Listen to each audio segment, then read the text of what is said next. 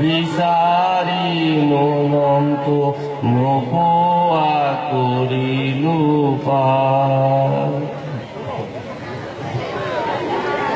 ইমান আপোনালোকে ধৈৰ্য সহকাৰে সভাত উপস্থিত